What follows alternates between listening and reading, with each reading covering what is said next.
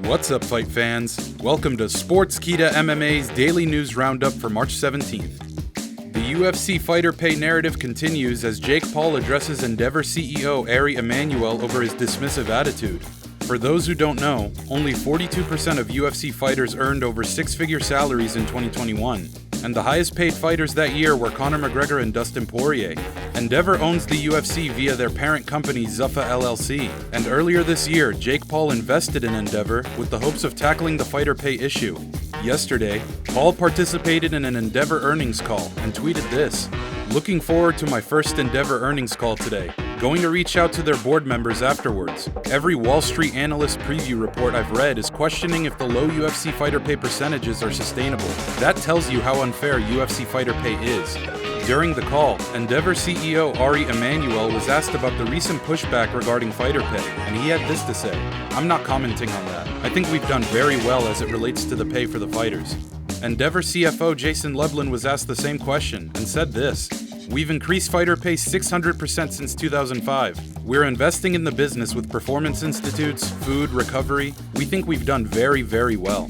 Jake Paul was not keen on the CEO's response to the matter and expressed his frustration on Twitter.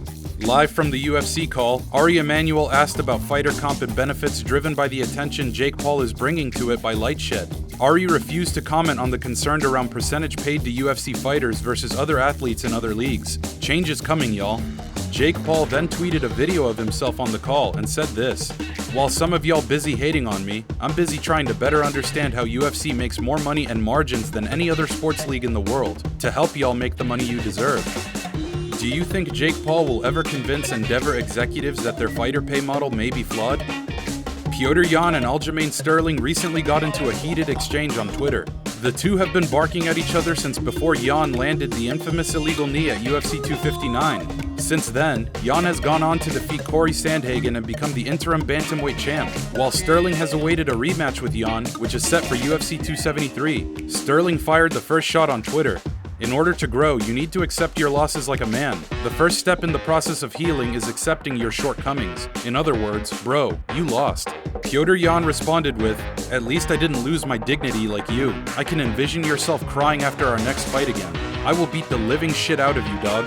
Looking forward to your healing process." Sterling then doubled down: "The only tears I'll be shedding are for your funeral, after I body bag you April 9th for the world to see. You Petr show up."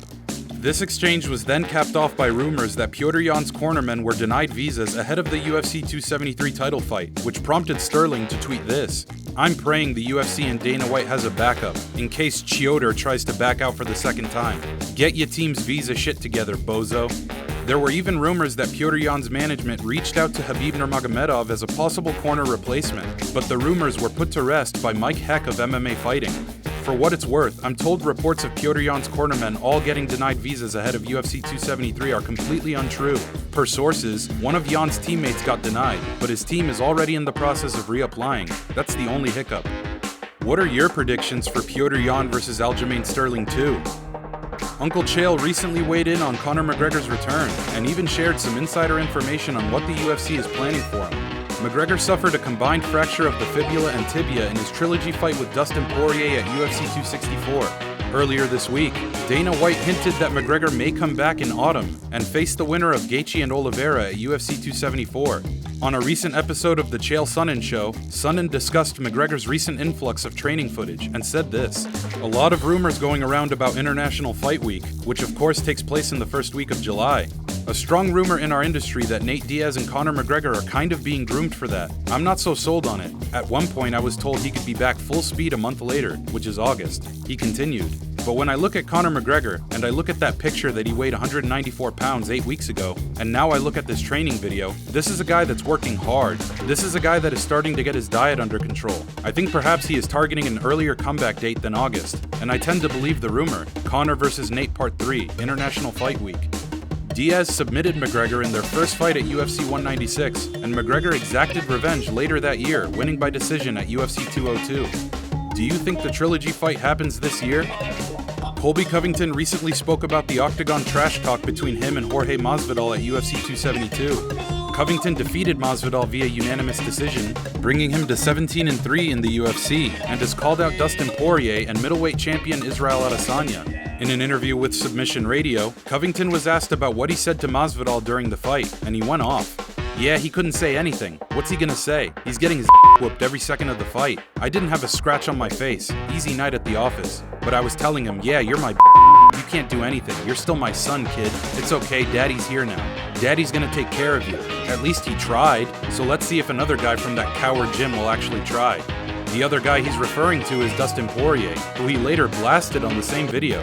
If he wants to keep any honor and dignity for himself, he needs to come fight me. What is he so scared of? I thought he was this great Louisiana gangster who knocked someone out. He's gonna have to look in the mirror every day and be like, man, I'm a coward. I ducked Colby Chaos Covington. I was scared of him. I didn't keep any dignity for my family, my wife. You gotta come out here and at least try. Otherwise, you're not a man. You're a you know? You're a coward. What does it say about American Top Team if Covington beats two of their top fighters? And last but not least, UFC London is only 2 sleeps away, and one half of the main event, Tom Aspinall, recently sat down with Brett Okamoto to discuss his place among the top heavyweights. He is 4-0 in the UFC and is set to face Alexander Volkov this Saturday for a crack at the top 10. Okamoto discussed how Aspinall was able to fly under the radar despite recent finishes and Performance of the Night bonuses over Sergey Spivak and former champ Andrei Arlovsky.